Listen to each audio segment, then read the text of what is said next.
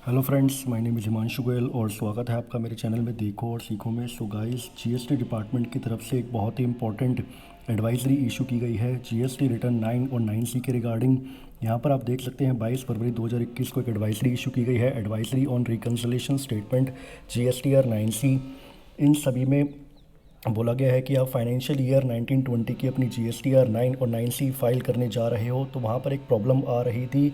जो ये एडवाइजरी आई है वो जीएसटी टैक्स रेट्स में के रिगार्डिंग आई है। आप सभी को पता है कि जो बिल्डर्स होते हैं, जो रियल एस्टेट सेक्टर्स में अपनी रिटर्न्स फाइल करते हैं, तो उनके ऊपर जो जीएसटी के टैक्स रेट एप्लीकेबल होते हैं वो 1%, 1.5% और 7.5% के रेट्स एप्लीकेबल होते हैं।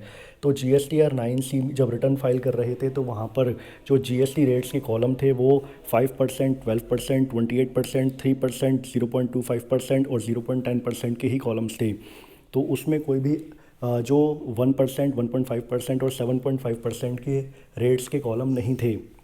तो उसी के रिगार्डिंग एडवाइजरी इशू की गई है। इसमें बोला गया है कि reconciliation statement to be filed in form GSTR 9C requires the tax rate wise declaration of transactions for the concern financial year in the said form tax amount relating to tax rates 1%, 1.5% and 7.5% in section 3 table 9 and 11 and section 5 may be made in a row under labels other. मतलब जो भी आप table 9 और 11 जब GSTR 9C में आप अपने rates डालेंगे तो वहाँ पर आपको ये रेट्स जो है आपके 1%, 1.5% और 7.5% की ट्रांजेक्शन्स को अदर्स में डालना है, क्योंकि इनके लिए कोई स्पेसिफिक कॉलम नहीं है। तो गवर्नमेंट ने एडवाइजरी इशू करी है कि आपको उसको अदर्स में डालना है।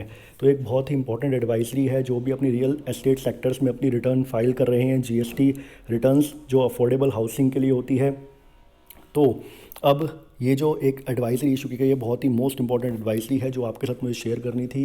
और अगर आपको मेरी वीडियो अच्छी लगे तो लाइक एंड शेयर करना ना भूलें और मेरे चैनल को जरूर सब्सक्राइब करें एंड बेल आइकन भी प्रेस करें फॉर लेटेस्ट नोटिफिकेशंस के लिए। Thank you guys, thank you for watching this.